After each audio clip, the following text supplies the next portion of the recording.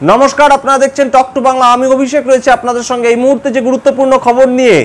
ঋতুপর্ণা সেনগুপ্ত টলিউডের এক নম্বর অভিনেত্রী, বহু বছর ধরে পরিচিত মুখ, বাঙালির ঘরে ঘরে প্রবেশ করেছেন তিনি। তাকে কিন্তু এবার রেশন দুর্নীতি মামলায় সিজিও কমপ্লেক্সে আজকে হাজিরা দিতে ঢুকতে দেখা গেছে একটু আগে। সেই খবর নিয়ে বিস্তারিত আলোচনা করব, কিন্তু তার আগে অবশ্যই টক টু বাংলার ইউটিউব চ্যানেলটিকে সাবস্ক্রাইব করুন এবং প্রত্যেকটি ভিডিও লাইক, কমেন্ট, শেয়ার করে বন্ধু বান্ধব পরিচিতদের মধ্যে ছড়িয়ে দিন টক টু বাংলা। ঋতুপর্ণা সেনগুপ্ত অত্যন্ত পরিচিত মুখ, 30 বছরেরও বেশি সময় ধরে বাংলার টলিউড ইন্ডাস্ট্রিতে কাজ করছেন তিনি এক নম্বর অভিনেত্রী হিসেবে। এখনো টলিউড এবং বাঙালি মনে তার জায়গা কিন্তু অক্ষুণ্ণ। সেই ঋতুপর্ণা সেনগুপ্তকে এবার ইডি তলব করেছিল এবং ইডির তলবে কিন্তু আজ হাজিরা দিতে ঋতুপর্ণা সেনগুপ্ত অলরেডি ঢুকেছেন সিজিও কমপ্লেক্স, কলকাতার সিজিও কমপ্লেক্সে ইডির দপ্তরে। এবং সেই জেরা তাকে এখন কতক্ষণ ধরে করা হয়, তিনি আদৌ সেখান থেকে ছাড়া পান কিনা, সেই সমস্ত দিকে আমাদের নজর থাকবে। কিন্তু প্রসঙ্গত জানিয়ে রাখি যে এই রেশন দুর্নীতি মামলায় কিন্তু রাজ্যের খাদ্যমন্ত্রী জ্যোতিপ্রিয় মল্লিক অলরেডি নিজেদের হেফাজতে নিয়েছে কিন্তু ইডি, এবং বহুদিন ধরে কিন্তু তিনি জেলবন্দি। এছাড়াও কিন্তু সন্দেশখালীর যে শেখ শাহজাহান, সন্দেশখালীর শেখ শাহজাহানের বিরুদ্ধে একাধিক অভিযোগ মানুষ কিন্তু তুলেছিল। সন্দেশখালীর মানুষ নারী নির্যাতন থেকে শুরু করে জমি দখল, ভেড়ি দখল ইত্যাদি নানান ধরনের অভিযোগ তার বিরুদ্ধে উঠেছিল এবং তার অনুগামীদের বিরুদ্ধে। আমরা কিন্তু দেখি যে ইডির যে একটি টিম সন্দেশখালীতে শেখ শাহজাহানের বাড়িতে যায়, সেই সময় কিন্তু তার যে অনুগামীরা সন্দেশখালীতে শেখ শাহজাহানের অনুগামীরা কিন্তু তাদেরকে বাধা দেয় এবং পরিবেশ পরিস্থিতি কিন্তু অত্যন্ত উত্তপ্ত হয়ে ওঠে। সেই সময় ইডির বাহিনীকে কিন্তু ঢুকতে দেওয়া হয়নি। পরবর্তীতে কিন্তু আমরা দেখি 50 দিনেরও বেশি সময় ধরে ফেরার থাকেন সন্দেশখালীর কিংপিন শেখ শাহজাহান। তিনি কিন্তু খাদ্য দুর্নীতি মামলা এবং রেশন দুর্নীতি মামলার অত্যন্ত গুরুত্বপূর্ণ মুখ।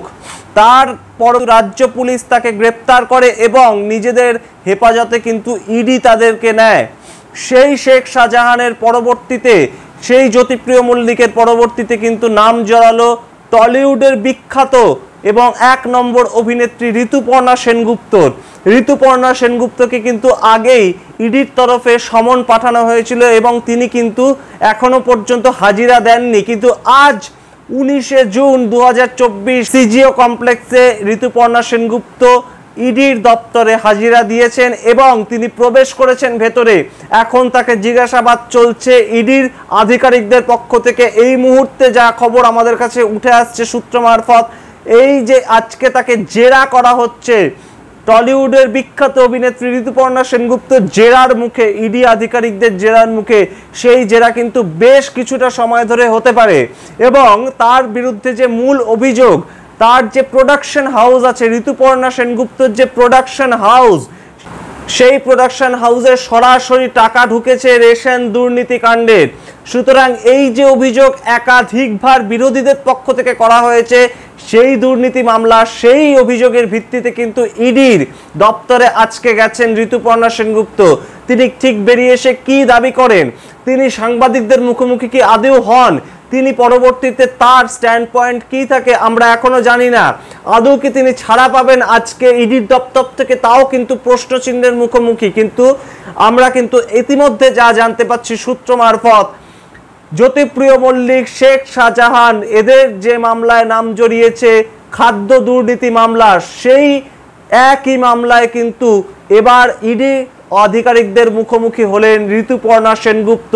তাকে কিন্তু আমরা দেখেছি সাধারণত ছবির প্রমোশন করতে বিভিন্ন জায়গায় যেতে, সিনেমার সংক্রান্ত বিভিন্ন ইভেন্টে তাকে যেতে, কিন্তু সিজিও কমপ্লেক্সে তাকে কিন্তু দেখতে অনভ্যস্ত বাঙালি দর্শক।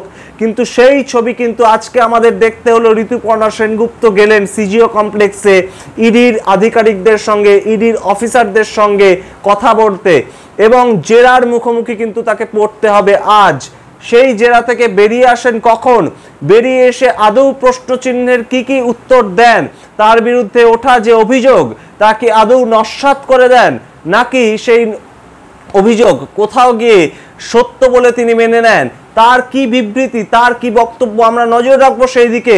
কিন্তু পরবর্তীতে এই ঘটনা কত দূর পর্যন্ত এগোয় এবং ঋতুপর্ণা সেনগুপ্তর সিনেমার জগৎ পরবর্তীতে কোন পথে এগোয়, এই ঘটনার সূত্রে কি কোথাও গিয়ে তার সিনেমার জগৎ, তার যে জনপ্রিয়তা তা কোথাও হ্যাম্পার হতে চলেছে আমরা জানি না।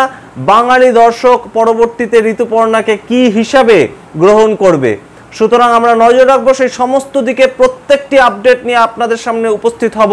আপনারা দেখতে থাকুন টক টু বাংলা, প্রতি মুহূর্তে সমস্ত ধরনের রাজনৈতিক খবর পাওয়ার জন্য।